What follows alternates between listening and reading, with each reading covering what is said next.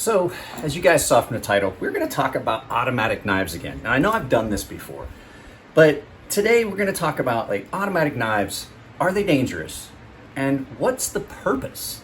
So, a lot of people like autos. I like autos for fun. They're kind of a fidgety thing. Some of them are better than others. Some of them aren't. Different configurations, things like that. So we're going to talk about are these dangerous and what would be the purpose? Why would you want one of these knives? So if you guys are watching on headphones, you may want to turn down the volume because here comes the music.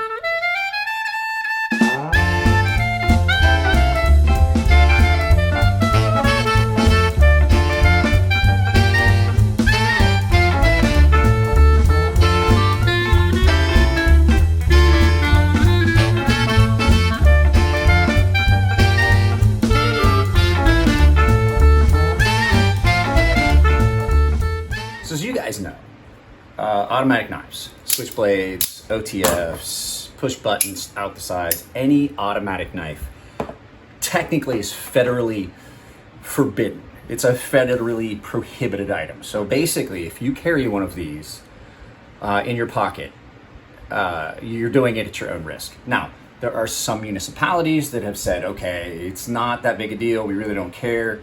It's, you can carry it anywhere you want. There's some of the states that allow you that freedom. Some states say that you can carry them as law enforcement. You have to have law enforcement credentials to own or purchase or carry them. There is not to own them, to carry them. So now there's no prohibition against you owning these and having this as part of your collection. Where the problem is you start to carry them outside. But the question is, are they really dangerous? And if they're not dangerous, what's the purpose of them? So the thing is, an out the front is something that could be easily operated by somebody that maybe has diminished capacity, use of their hands, things like that.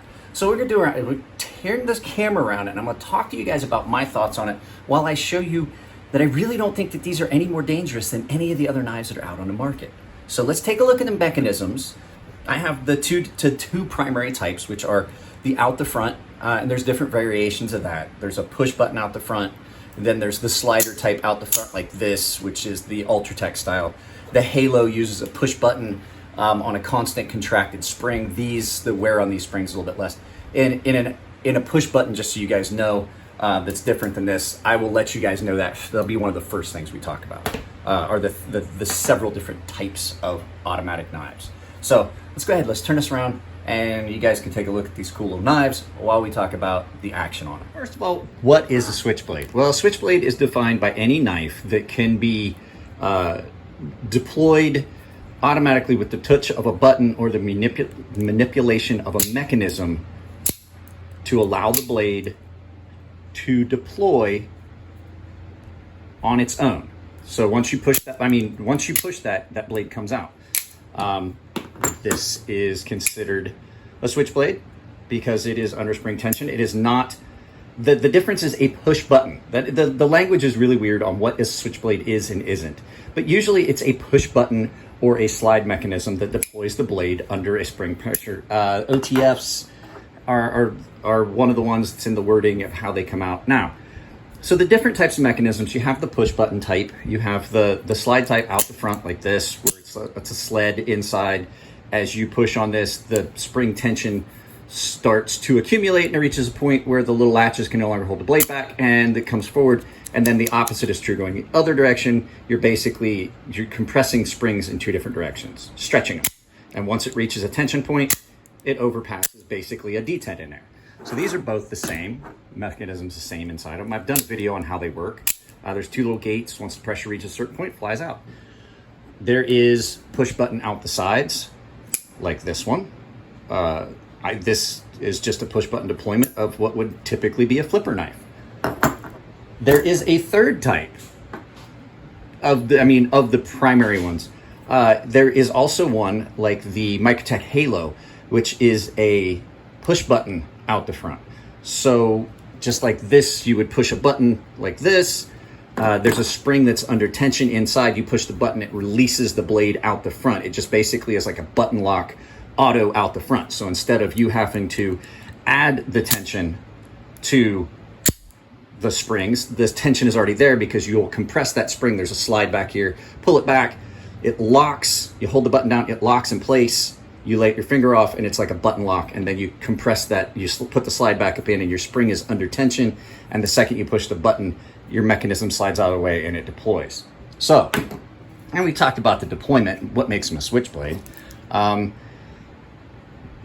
are they dangerous? The whole prospect of this is that these knives are some way inherently more dangerous than these knives. So this is a push button flipper. As you can see, lock mechanism, and it flips open. So it's basically this same lock mechanism without the spring. So I don't understand why that would make that more dangerous, but let's go ahead and take a look at some of the reasons that people think they're dangerous. I'm going to go get something so we have a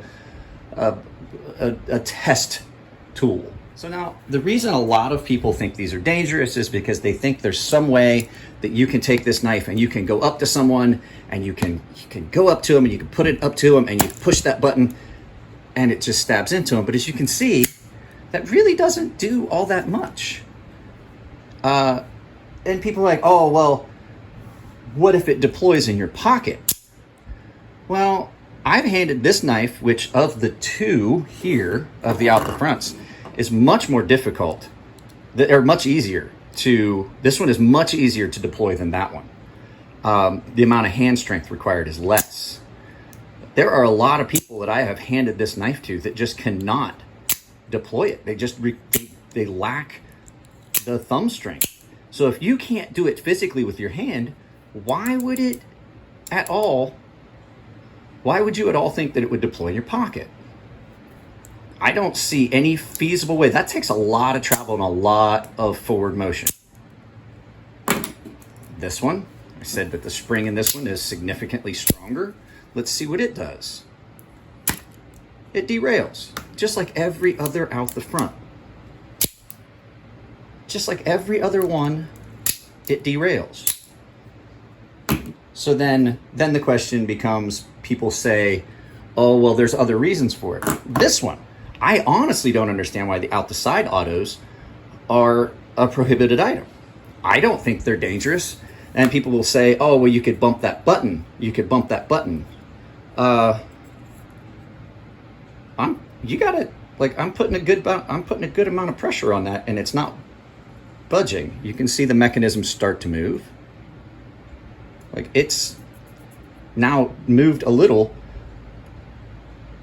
You have to deploy that button fairly deep, all the way down. You have to get it all the way down for that knife to deploy. So the question to where, are they dangerous? Are they inherently dangerous because of the way they're made? I don't think they are. So a lot of you are probably going to ask, why are they illegal? Well, we'll talk about that a little bit later. But so what would be the point of a knife like this? Well, I can tell you right now, a lot of people think that it's because it's rapid deployment and you can use it, you can come straight out and it locks and it makes it more dangerous. Well, then the rapid deployment on this and the rapid deployment on this should pose the same issue, correct? But just because this doesn't have a spring,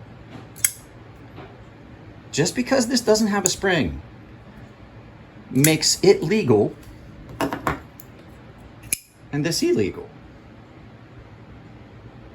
You see where I'm going with this? I'm not seeing that these are inherently dangerous at all. There's no problem with this. It's just a simple matter of a certain period of time that there was a panic, and we'll get into that. So what would be the purpose? Okay, this I see as like the perfect one to start with. The purpose for this one. If you happen to be somebody that has limited use of the digits of your hand, but you still have a knife that you need to work, and I don't mean like somebody that's handicapped. Say you're in gloves. It can be hard. It can be a pain sometimes to deploy a flipper, or especially a thumb stud knife, or one of these. There's a lot of knives these days that have nothing but the aperture, and you would have to get your finger in it, like a Strider, a Spyderco, things like that. And if you're wearing gloves, it makes it a lot harder. So if you have a button that I can get my thumb on, I can find it with gloves on. I can even do it with the side of my thumb, as long as I can fully deploy the button. I have a knife that I can easily use single-handed while I'm wearing heavy gloves. Who would that account for? Well, I have a buddy that's a lineman. And if you were ever to watch and see how thick the gloves he has to use at work are, he couldn't use a thumb stud knife. That's why he carries a fixed blade a lot. Which brings me to another point. How is this rapid deployment on this any more dangerous than having this on your belt and having the rapid deployment of this? My design, October, guys. Sorry, I got to do it. So these fall into a category of weirdness that I've never understood the law until I looked into it a little bit harder, not just the language of the law, but the intent.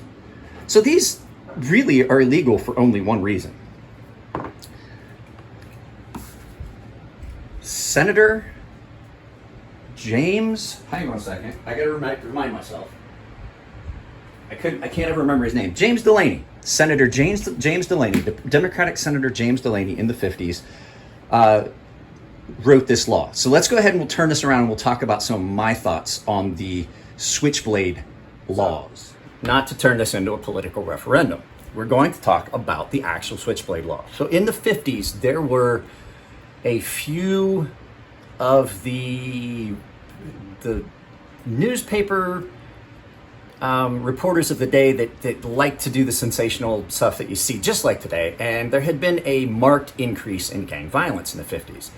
And so he wrote a piece called The Toys That Can Kill, or Toys That Kill.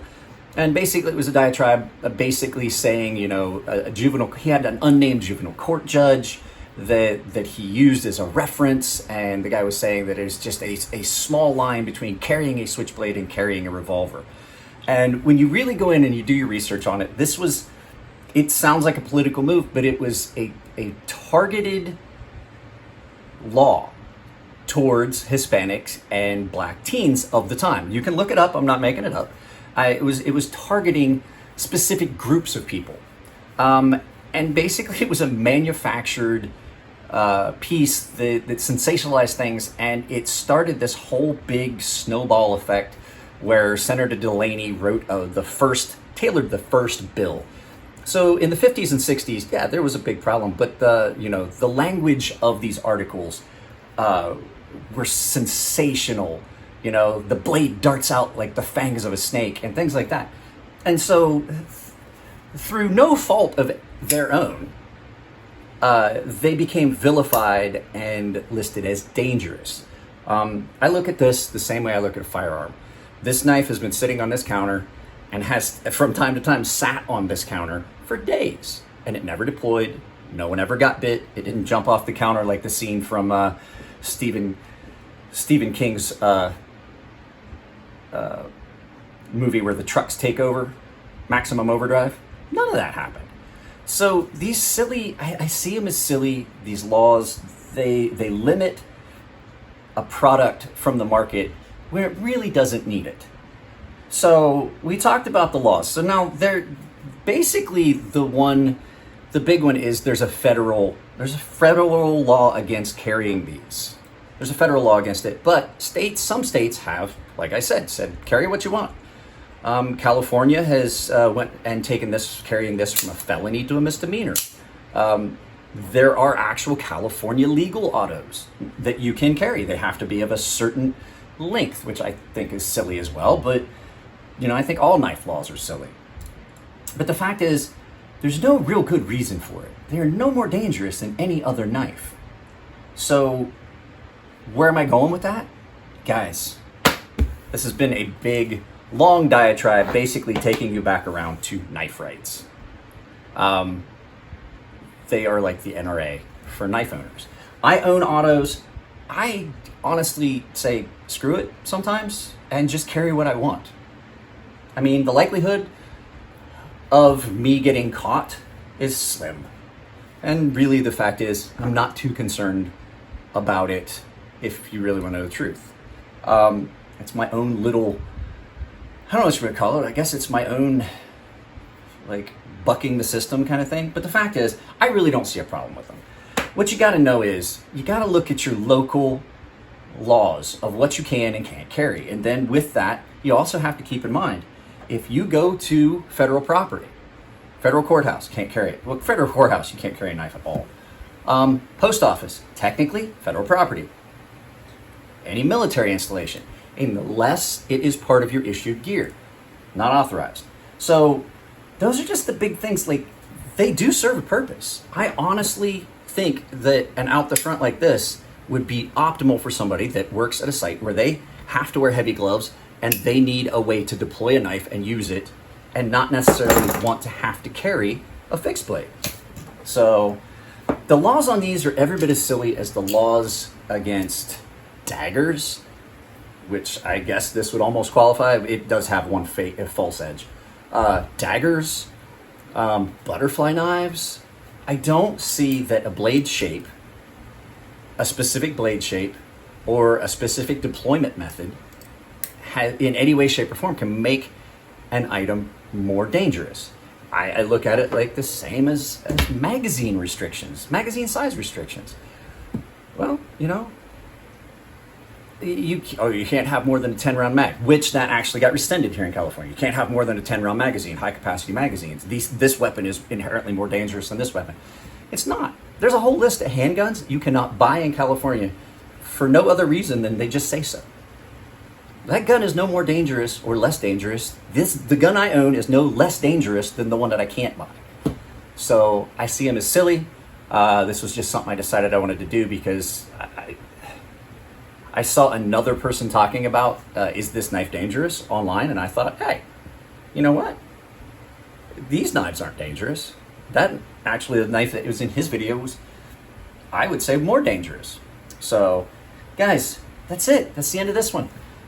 Weirder video. So just so you guys know, I'm going to be filming a video about the grind on this knife, not necessarily the knife itself. This knife has been reground. We'll talk about that in a video that I'm probably going to shoot here just momentarily. So guys, I love you all. Take it easy. Stuff in the corners. If you like the videos, give them a thumbs up. If you really like them, there is a new thing that you can do down in the bottom called applause, and it's like super chat for pre-recorded videos. So I know a lot of you guys like to support the channel, but don't necessarily have a way to do it. Can't do it on a monthly basis. So I added a cheaper tier to the memberships, and I added applause, which means that you can basically, if you want, you can support the channel that way. It's a small one-time donation. So guys, I love you all. Take it easy, and I'll talk to you in the next video.